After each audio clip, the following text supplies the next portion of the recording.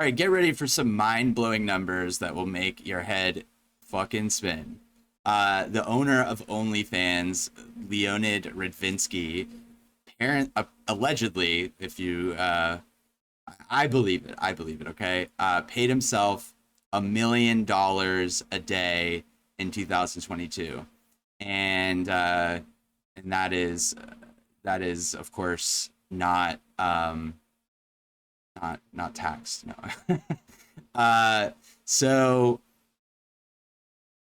OnlyFans is making some serious bank, but is it only making Leonid rich? How does someone make over $1 million a day as a internet pimp? And what does that mean for the future of OnlyFans? And I'm no financial expert, but I do have some dumb opinions about how much money is too much money. So let's dive in. So today we're sorry, today we're diving into the world of OnlyFans and the mind-boggling amount that the owner Leonid Radvinsky made in 2022.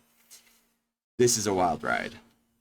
So money, money, money. It makes the world go round. A Coke bottle. And it definitely made Leonid Radvinsky's bank account go ka-ching ka-ching in fucking 2022, while also on one hand empowering women and on one hand making money off their backs. So have you ever wondered what it's like to make more money in a day than most people make in a lifetime? I'm sure this guy knows. And yeah, so let's talk about how much money the owner of OnlyFans, the world's most profitable pimp, made in the last year. So I don't know about you, but I can barely afford a cup of coffee, let alone pay myself $1 million a day. So I'm tempted after hearing all this stuff, but maybe I should just first start out with an only memes page and see how that takes off. So how does one even spend $1 million a day?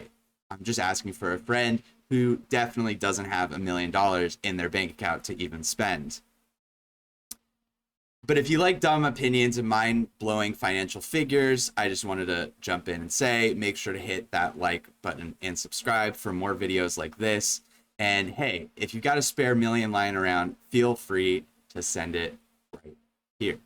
But this story is not just about it's not just about mind-boggling amounts of money. It's about the rise of platforms like OnlyFans and the impact that they're having on the entertainment industry. And, you know, it's a fascinating look at how the internet has changed the way we consume content and the fortunes that can be made along the way as businesses innovate ways to create content monetization opportunities for those creators. OnlyFans, of course, has created an entire marketplace for people who were previously not to say that there's a direct connection, but you know, if you've seen the Netflix documentary about I believe it's the one about Hunter Moore. Whatever, it doesn't matter. It's about this guy who ran a kind of a slut shaming website. So women who would send nudes to their boyfriends, let's say, they would hack into the email addresses. It was all illegal. It was disgusting. It is in no way a direct parallel to OnlyFans. However, the parallel is in the fact that people were sharing nudes,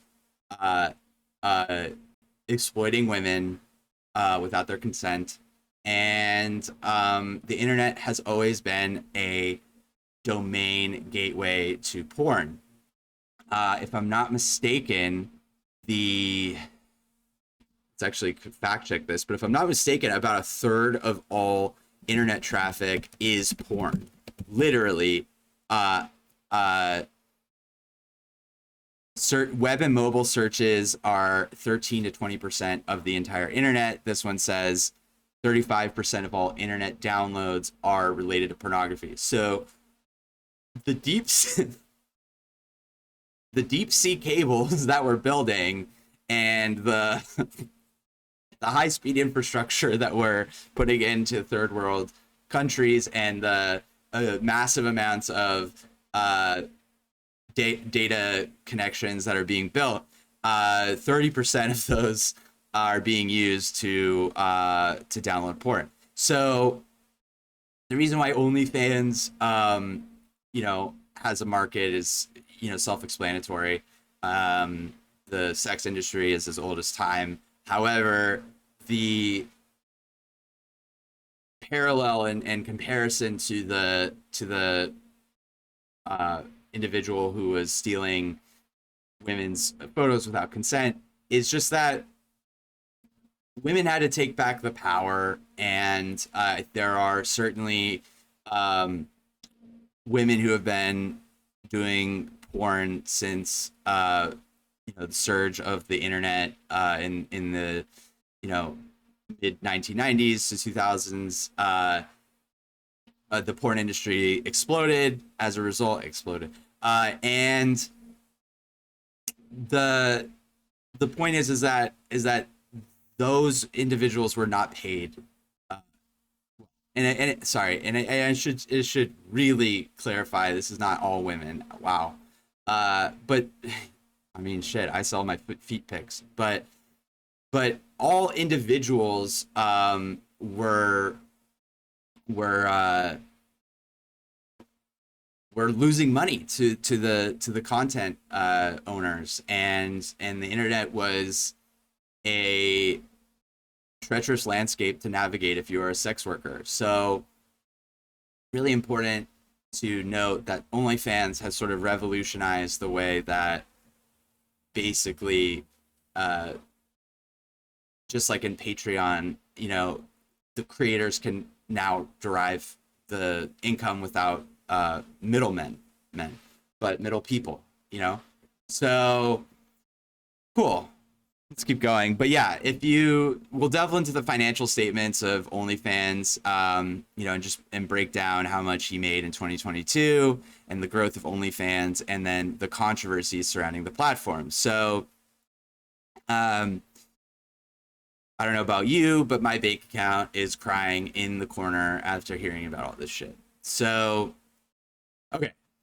So it says that Leonid Radvinsky, Ukrainian-American businessman, received more than $338 million in dividends in 2022. Gross payments made on the platform hit $5.6 billion. $338 million in dividends. That's more than most people make in a lifetime, and he made it in 1 year. I'm not saying he doesn't deserve to be compensated for his role as the owner of OnlyFans, but let's put it into perspective. That's, again, $1 million a day. That's enough money to buy a small island or a fleet of luxury sports cars. So OnlyFans had a strong year overall, with revenue soaring and pre-tax profits increasing by 22%. So it's clear that the platform is making a ton of money. But what about the creators who are actually producing the content? Are they seeing a piece of that $1.09 billion pie? Or I caught myself. I almost did it. Let's dig deeper. Enough number crunching, though. I would love to hear from OnlyFans creators to see what they have to say about all of this. But speaking of creators on OnlyFans, it's important to really see the impact that the platform has had on the entertainment industry. So you have celebrities like Black China, Bella Thorne, Tyga, and everyday content creators. And OnlyFans has become a hub for adult content, and it's not without its controversies. Who knew that a platform originally meant believe it was just created for sharing content, could turn into a gold mine and then a source of controversy for others. OnlyFans is truly living up to its name. So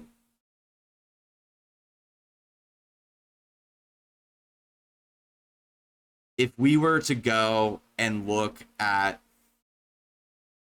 other creators in the OnlyFans sphere, I would venture to say that the majority of them are not making a lifetime amount of money from this, and they are still having their images shared across the internet and ripped for free. That has been a controversy around OnlyFans. From what I understand, they do much better at protecting content ownership than the vast majority of platforms that work in this space. So, anyways, let's see if this guy has any videos or anything. I would love to hear him talk, but from what I understand, honestly, he's very reclusive, and that's interesting. Let's see what the okay. Let's see what the Twitters say.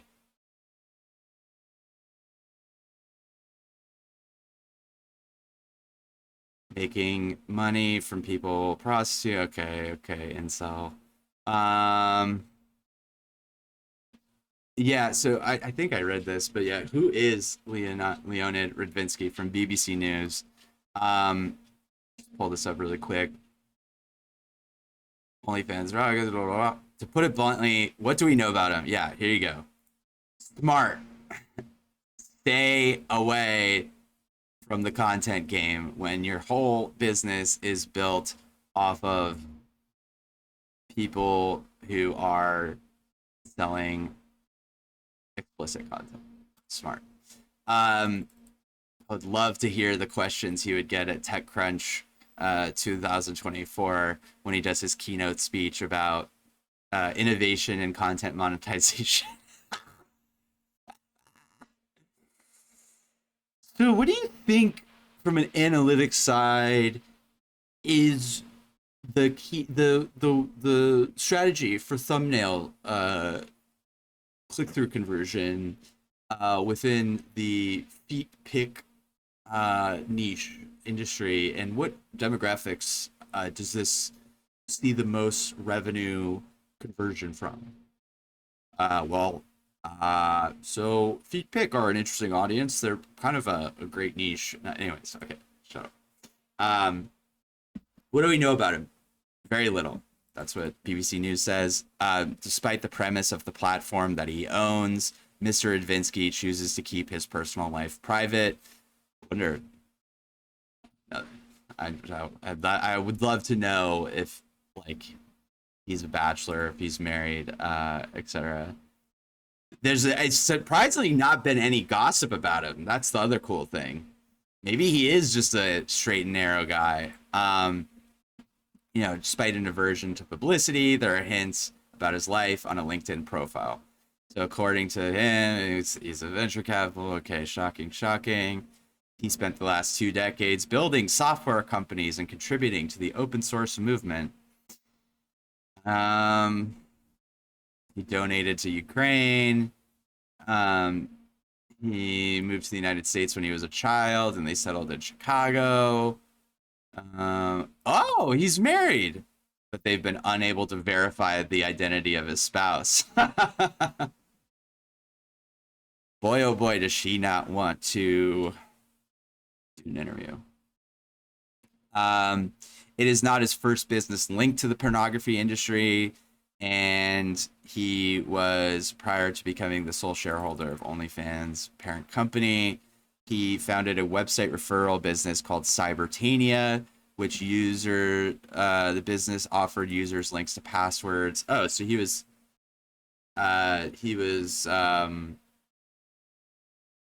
running one of those websites where you give out like passwords for video games and I guess porn sites and shit like that. That was a thing in the late 1990s. They're just making money off of ads. But before stepping in to buy OnlyFans, He also owned a successful adult webcam business. See, this is the guy, you guys, you kids, you shitheads. This is the guy, not Andrew Tate, that you should really be listening to. Hustler University is this fucking guy. Like, that's the real deal. That's the guy. He's not out on fucking TikTok talking shit. Andrew Tate is on TikTok fucking talking shit, and not and he's not a smart guy. This guy's smart. He made $1 billion. You want to make $1 billion? Pay attention to this guy. He doesn't fucking open his mouth for anything. He sits back and lets you idiots do the talking for him. Anyways, if you enjoyed this video and you want to make $1 billion, make sure to like and subscribe for more mind-blowing stories and dumb opinions. And hey, if you're feeling generous, send me a few million my way. I promise I'll put it to good use. And thanks for watching. I'll catch you in the next one.